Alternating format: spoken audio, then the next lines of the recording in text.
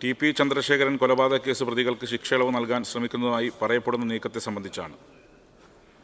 ഇത്തരമൊരു നീക്കം ഉണ്ടായിട്ടില്ല എന്ന കാര്യം ഇതിനകം വ്യക്തമാക്കപ്പെട്ടു കഴിഞ്ഞ സാഹചര്യത്തിൽ ഇക്കാര്യത്തിൽ മറ്റ് അടിയന്തര പ്രാധാന്യമില്ലാത്തതിനാൽ ചട്ടം 52 ക്ലോസ് 5 പ്രകാരം നോട്ടീസ് നിരക്കുകയാണെന്ന്, എന്നാൽ അംഗം ആവശ്യപ്പെടുന്ന പക്ഷം ഇക്കാര്യം സബ്മിഷനായി ഉന്നയിക്കാൻ അനുമതി നൽകുന്നതാണ്.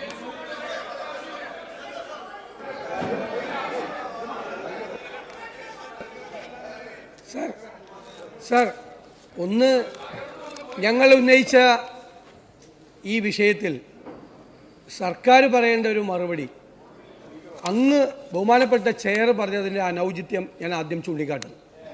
ഒന്ന്. രണ്ട്, വളരെ കൃത്യമായ കാര്യങ്ങൾ സർക്കാർ, ജയിൽ സൂപ്രണ്ട്, ഗവൺമെൻറ്റിൻ്റെ ഭാഗത്ത് നിന്ന് പോലീസ് കമ്മീഷണറോട് റിപ്പോർട്ട് ചോദിച്ച് റെമിഷൻ്റെ ലിസ്റ്റ് ചോദിച്ചുകൊണ്ട് കൊടുത്ത കത്ത് തെളിവായി ഞങ്ങളുടെ കയ്യിലുണ്ട്.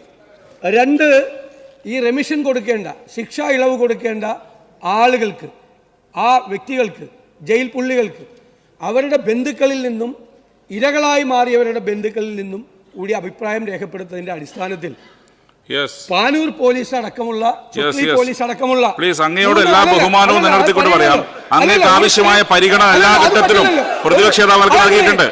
അതെ, അങ്ങേക്ക് എല്ലാ ബഹുമാനവും എല്ലാ ഘട്ടത്തിലും നൽകിയിട്ടുണ്ട്. ഇതിനപ്പുറത്ത് സംസാരിക്കാൻ പറ്റില്ല. ഈ ഫ്ലോറിനകത്ത് എത്രയോ തവണ ഡിസ്കസ് ചെയ്തതാണ്. അങ്ങയോടുള്ള എല്ലാ ബഹുമാനം നിലനിർത്തിക്കൊണ്ട് തന്നെ ഈ വിഷയം ഡിസ്കസ് ചെയ്യാൻ പറ്റില്ല. പറഞ്ഞു. ഓർഡർ ശ്രദ്ധ ക്ഷണിക്കൽ.